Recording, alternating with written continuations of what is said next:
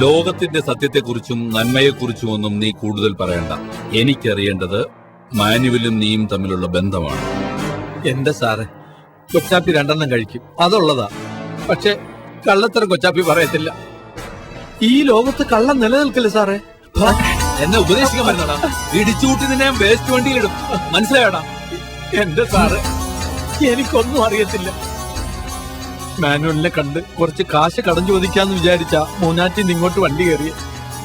പഴയതുപോലെയൊന്നും അല്ല സാറേ മൂന്നാറിലെ കാര്യങ്ങള്. വലിയ ബുദ്ധിമുട്ടാ. എപ്പോഴും പോലീസും അന്വേഷണവും, പോരാത്തതിന് തണുപ്പുമില്ല. ചോദിക്കുന്നതിന് നീ ഉത്തരം പറഞ്ഞാ മതി.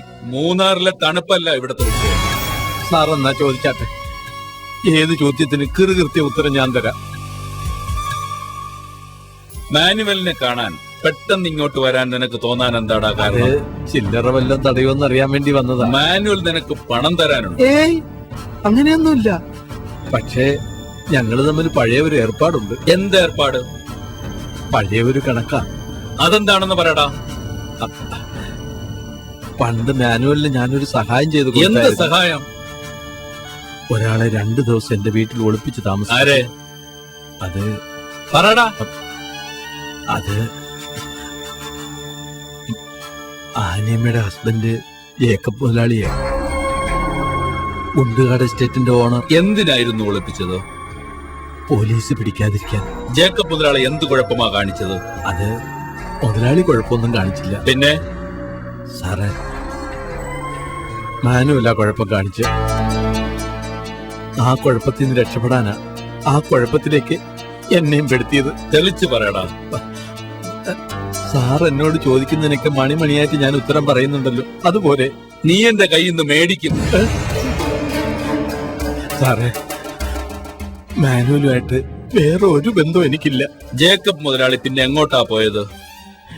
എങ്ങോട്ടാ പോയതെന്നോ? എന്റെ സാറേ, ജേക്കബ് മുതലാളിയെ കൊന്നിട്ടാ മാനുവൽ എന്റെ വീട്ടിൽ കൊണ്ടുവന്ന്.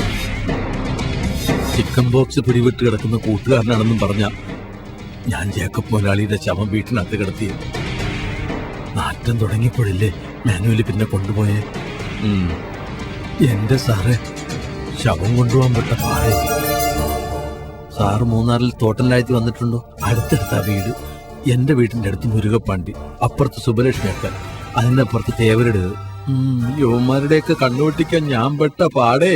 എന്റെ കുരിശുമല മുത്തപ്പ, എന്റെ പൊണ്ടാട്ടിയും പിള്ളേരെയും കൂട്ടി മൂന്നാറിലെ പങ്കയത്തിന്റെ രേനിയണ്ണന്റെ സിനിമ കാണാൻ പോയി. സിനിമ തുടങ്ങിക്കഴിഞ്ഞപ്പോ തന്നെ ഞാനൊരു മുങ്ങല്.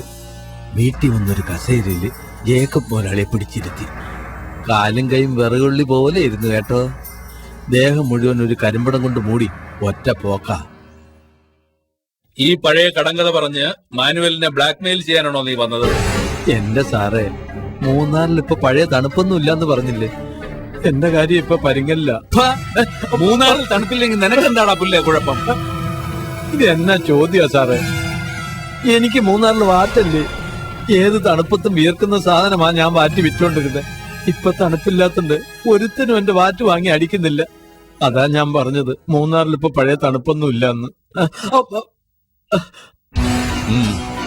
നിന്നെ എനിക്ക് ആവശ്യമുണ്ട്. സാർ ഇത് എന്തൊരു ചതിയായി ചെയ്തത്? എല്ലാം പറഞ്ഞ വിട്ടേക്കാന്ന് പറഞ്ഞല്ലേ എന്നെ ഇങ്ങോട്ട് കൊണ്ടുവന്ന്. എന്നിട്ടിപ്പോ ഇങ്ങനെ പറഞ്ഞാലെങ്ങനാ? നിന്നെ വിടാം, കുറച്ച് കഴിയട്ടെ.